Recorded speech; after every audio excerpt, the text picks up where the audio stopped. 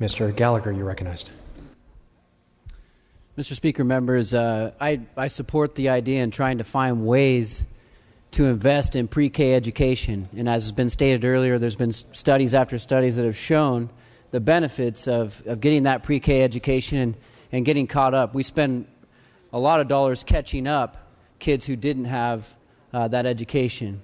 However, my problem with this bill is it takes no courage to come in and state intent, in a legislative intent in a bill, and not show how you're going to pay for it. Because we all know we have tough budgetary decisions that we have to make every year. And this bill says nothing about how we're going to pay for it. We need to have a conversation about this, but we need to talk about how we can actually get there.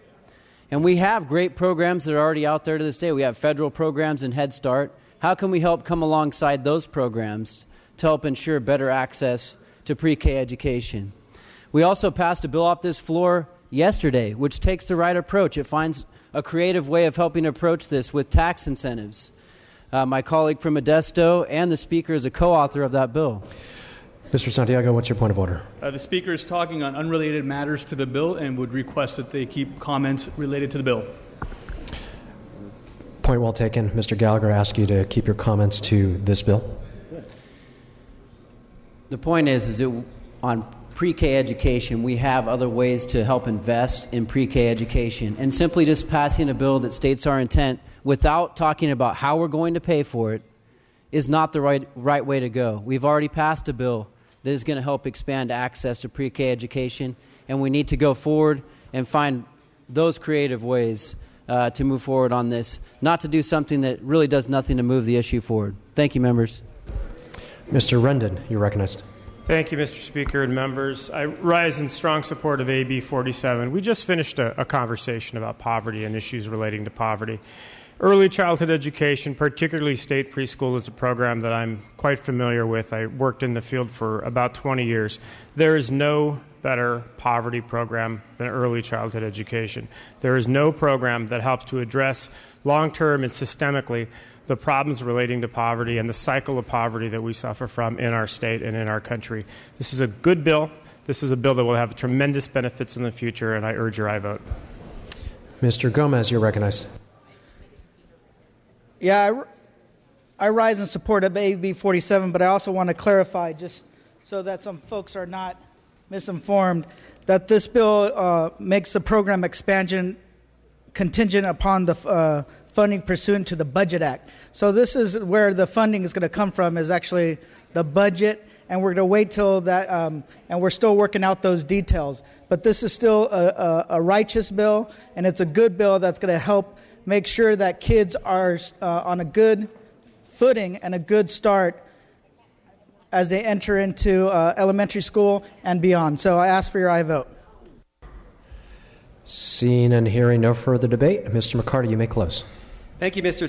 Speaker. Just briefly to address my colleague from East Nicholas, this is an issue that we did include in the State Budget Act, and really it's a focus on last year's budget, where we'd set a framework for reinvesting in early education. We set a goal and a standard as far as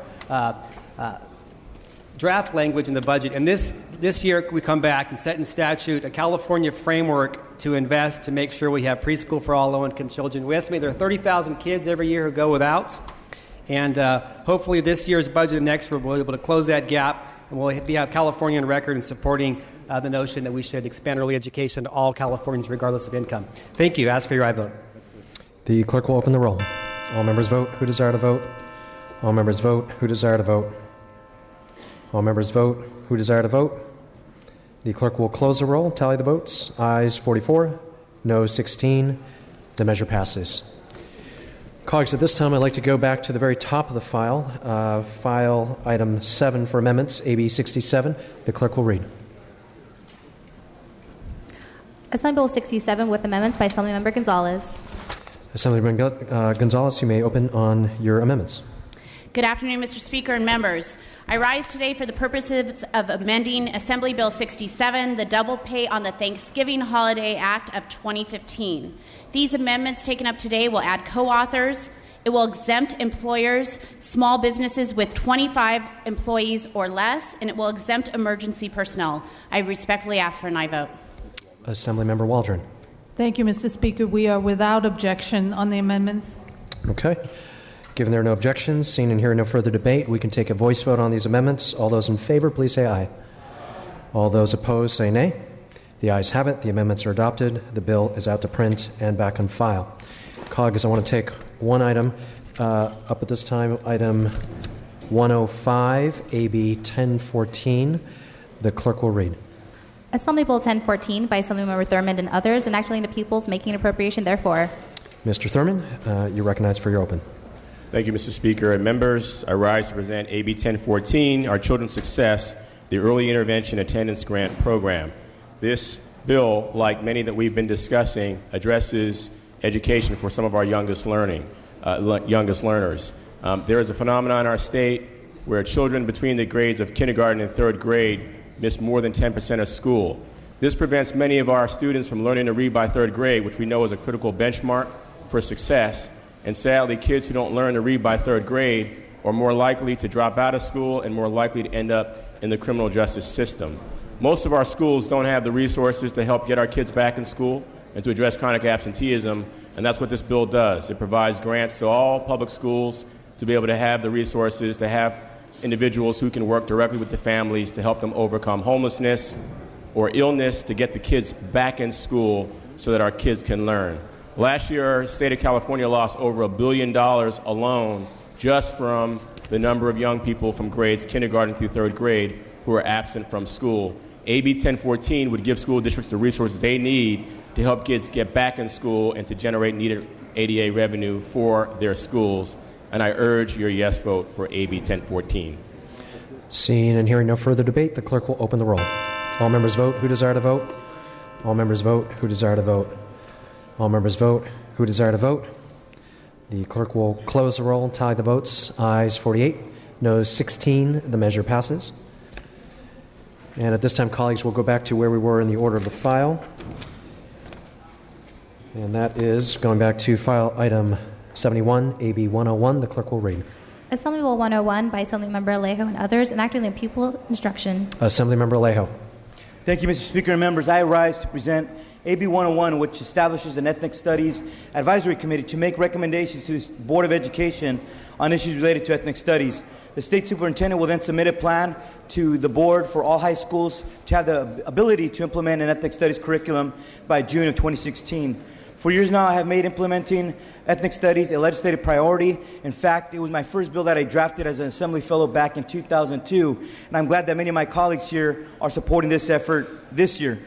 Back in 1968, California created its first ethnic studies programs at the high school and at the university level. It was one of the milestones, one of the greatest achievements of the civil rights movement to have a more inclusive curriculum in the K through 12 grades and at the university level. Today we have BA programs, master's and PhD programs in ethnic studies in the most prestigious universities across California.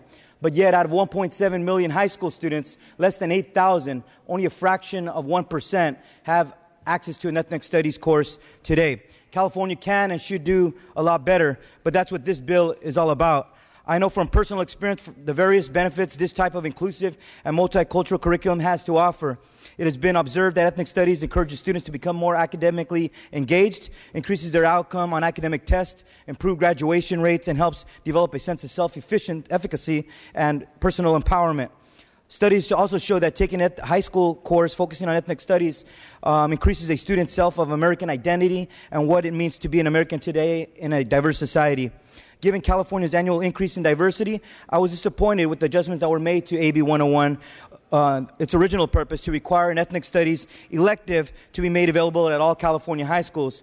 However, it is because of the extraordinary efforts of our California's youth that have made advocating ethnic studies at the local level that I'm honored to help build on that foundation for ethnic studies to one day become fully implemented across the state. Los Angeles Unified, San Francisco Unified, El Rancho Unified, and many other school districts have already taken the initiative to push for an ethnic studies requirement at the high school level. These districts pay close attention to the needs of the student, and despite various hurdles that they faced, plain and simple, this bill recognizes the diverse makeup of our state and better prepares California's youth to be college and career ready for jobs in the 21st century. I respectfully ask for an aye vote. Assemblymember Bonta, you're recognized. Thank you, Mr. Speaker and members. I rise in support of AB 101, which I'm proud to joint author. Multiple studies show that when our students of color learn more about race, racism, ethnic history, struggles for equality, and cultural identity, their grades and graduation rates go up, and they are more likely to attend college. And studies also show that ethnic studies has a positive impact on our non-students of color, giving them a more sophisticated and nuanced understanding of race and ethnicity as they confront these important issues in their own lives and in our diverse communities. I urge your aye vote. Seeing and hearing no further debate, Assemblymember Alejo, would you like to close? Okay. The clerk will open the roll. All members vote who desire to vote. All members vote who desire to vote. All members vote who desire to vote. The clerk will close the roll, tally the votes. Ayes 50, noes 19. The measure passes. Moving to file item 72, AB 141, the clerk will read. Assembly Bill 141 by Assemblymember Bonilla, an act relating to teacher credentialing. Assemblymember Bonilla. Thank you very much, Mr. Speaker and members. AB 141 protects and supports new teachers by requiring local education agencies that hire beginning teachers to provide induction at no cost. When you're a new teacher, you're required in the state of California to go through a 2-year program to get your clear credential. And that program is really one of mentoring. It's one of someone coming in, observing you in the classroom, helping you with your lesson plans. It's very important to our high-quality and well-qualified teacher program.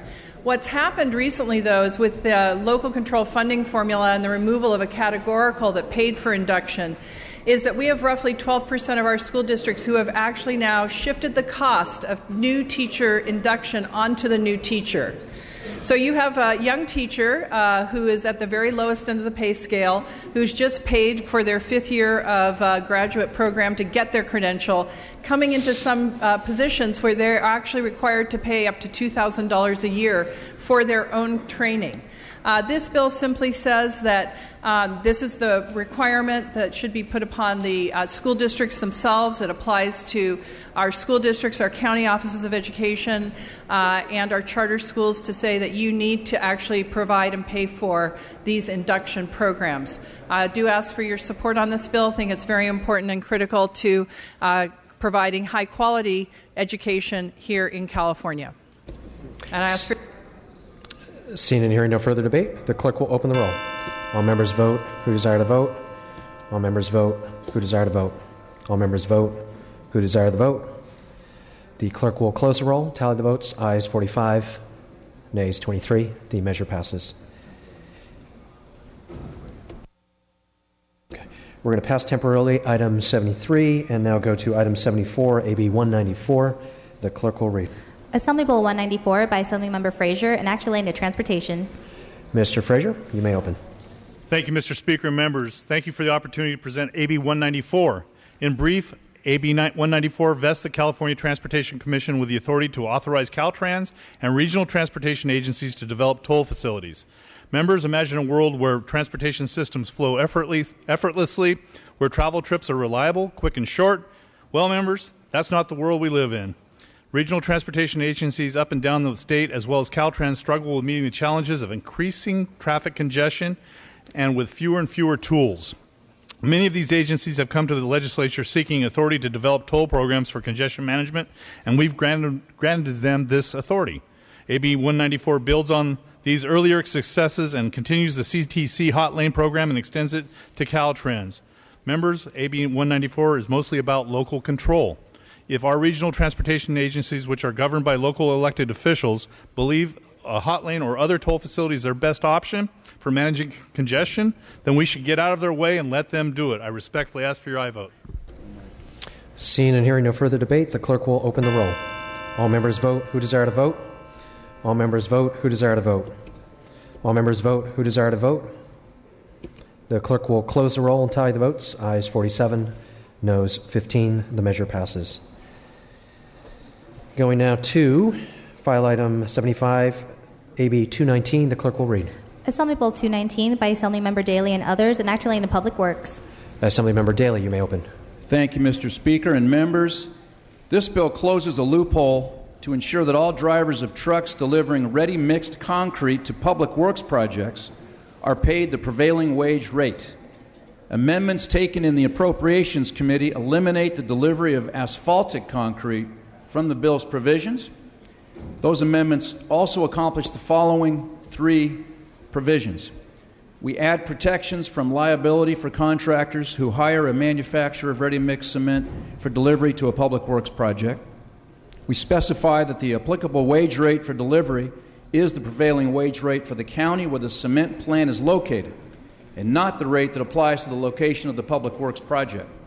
This will help eliminate the administrative burden for cement manufacturers whose drivers may be delivering to public works projects in multiple counties. Finally, the amendments stipulate that the provisions of AB 219 will only apply to public works contracts which are advertised or awarded for bid after this bill is enacted. I respectfully request your aye vote. Mr. Harper, you're recognized. Thank you, Mr. Speaker. Mr. Speaker and members, this bill would increase the cost of public works projects by increasing the cost of purchasing ready-mix concrete. The cost of delivering ready-mix concrete would double from $16 an hour to $34 an hour. Drivers are only responsible for the delivery of concrete. It is the job of the contractor on the project to be responsible for the concrete once it is delivered. If workers on a public works project order lumber or steel, the delivery person would not be considered a construction worker. So why would we consider someone who delivers concrete to be a construction worker? Additionally, I ask that members, as well as members of the other body, please be mindful of the current version of the bill at any particular time, because this did include previously asphalt but does not currently. Colleagues, I respectfully ask for a no vote on this bill. Ms. Gonzalez, you're recognized. Members, I rise in support of Assembly Bill 219 as a principal co-author. AB 219 will extend the prevailing wage delivery drivers working directly for Ready Mix Concrete Company, which is how contractor drivers are currently compensated. In response to my colleague from Orange County, yes, half of the workers are already compensated this way, but we have a disparity. There's no physical distinction between the on-site workers performed by drivers employed by contractors and drivers employed by off-site manufacturers. Both drivers delivering ready-mix concrete to the same public works project should be paid the same wage rate. I respectfully ask for an aye vote. Mr. Frazier, you're recognized. Thank you, Mr. Speaker. Members, I must rise in support of AB 219, which would create a more fair application of the labor codes so that not one group of workers is treated differently from another group doing the same work. The bill is about uniformity and fair application of the prevailing wage law to deliveries of ready-mix concrete, and not about expanding prevailing wage to all material drivers. The sponsors have worked very hard on amendments in Appropriations Committee to address the majority of the concerns expressed by the opponents, which the author has stated. Please apply the contracts entered. Also note that applied that the contracts entered in after the enactment of this section going forward, so there is no clawback. I ask for your support of this measure. Seeing and hearing no further debate, Mr. Daly, you may close. Yeah, I think if there's public money involved, it's very reasonable to apply the prevailing wage rate in cases like these. I respectfully ask for an aye vote. The clerk will open the roll. All members vote who desire to vote. All members vote who desire to vote. All members vote who desire to vote. The clerk will close the roll and tally the votes. Ayes 42, noes 26. The measure passes. Going now to file item 76, AB 221. The clerk will read. Assembly Bill 221 by Assemblymember DeBobney and Act relating to vehicles. Assemblymember DeBobney. Dear Mr. Speaker, colleagues, AB 221 will establish a feasibility study to help determine the best way to develop a digital driver's license app for smartphones. This bill will direct the DMV to report back their findings to this legislative body no later than December 1st, 2016.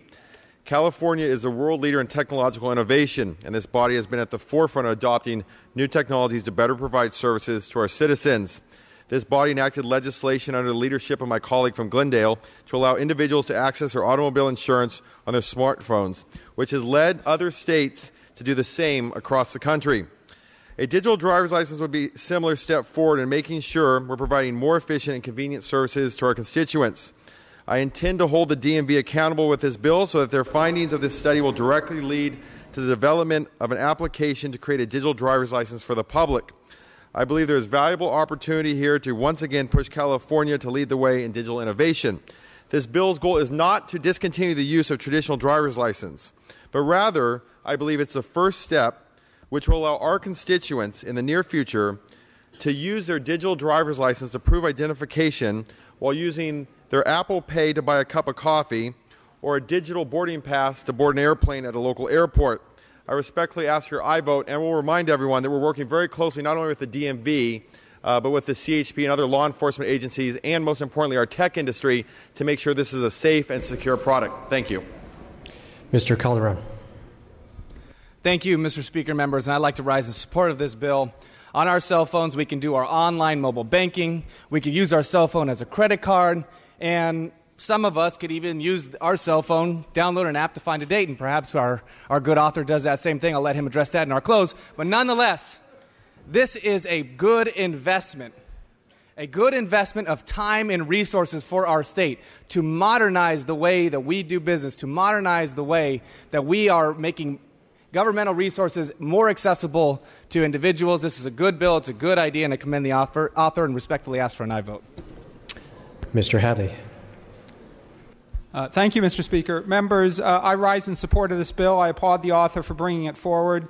This is the home of the digital revolution, California. We should be at the cutting edge of making these services to Californians both more available, more affordable, more accessible, and I recommend an aye vote. Thank you. Seeing and hearing no further debate, Mr. Dababneh, you may close. I would just like to say that this is already a process that is further along in the states of Iowa and Delaware. We have Silicon Valley in our backyard. This is also a bill that's going to hold responsible a state agency that sometimes does not believe they're accountable to us.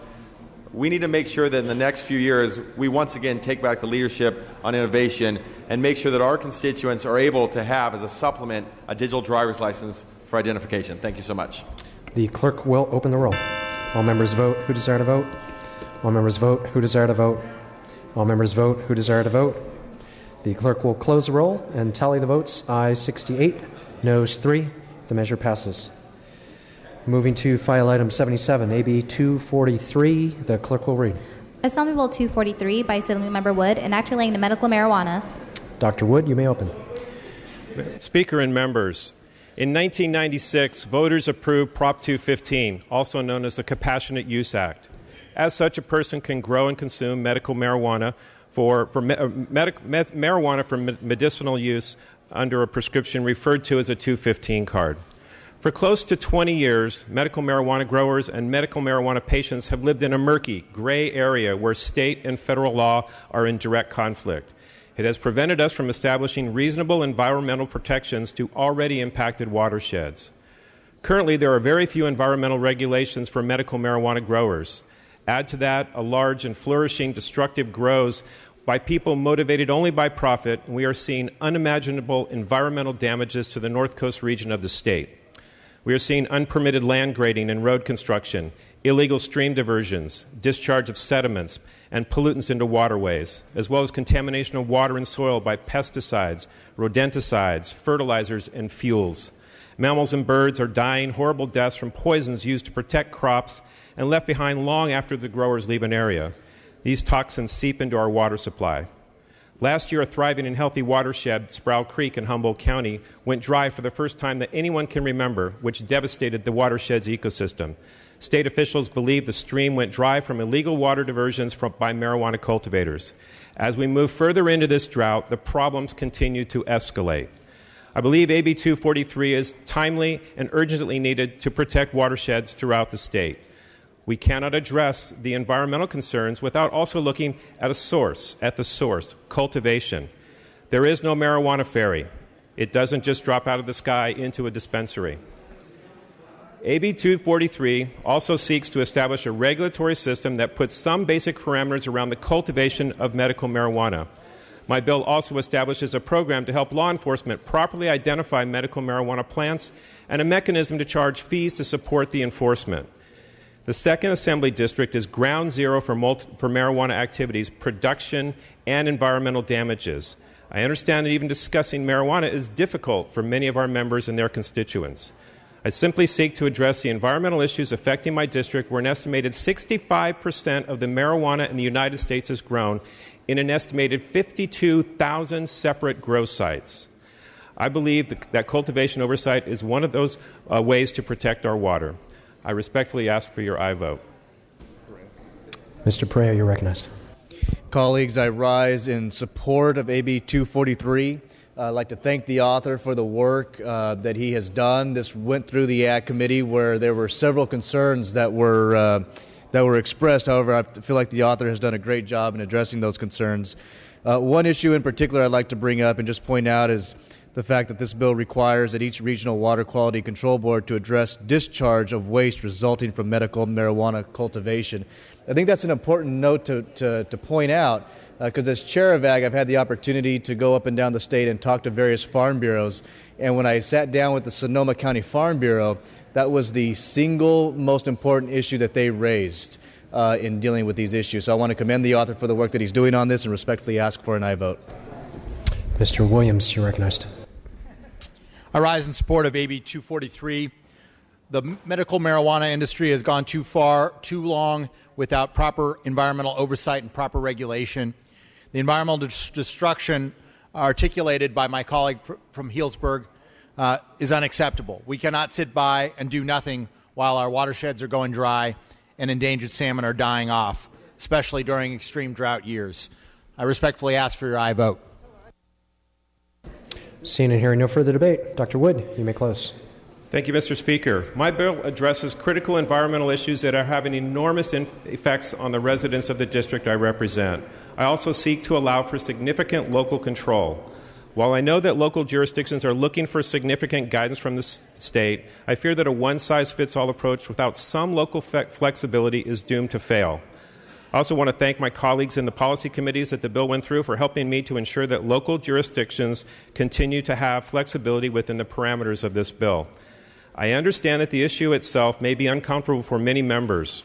Regardless of whether marijuana for recreational use is legalized in 2016 by a ballot initiative, the reality right now is that medical marijuana is legal in California and has been for the last 20 years and will continue to be, whether we like it or not. We cannot ignore the problems and hope that they go away. That simply hasn't worked. For 19 years, we have kicked the can down the road, and quite frankly, we are running out of road. I respectfully ask for your aye vote. The clerk will open the roll. All members vote who desire to vote. All members vote who desire to vote. All members vote who desire to vote.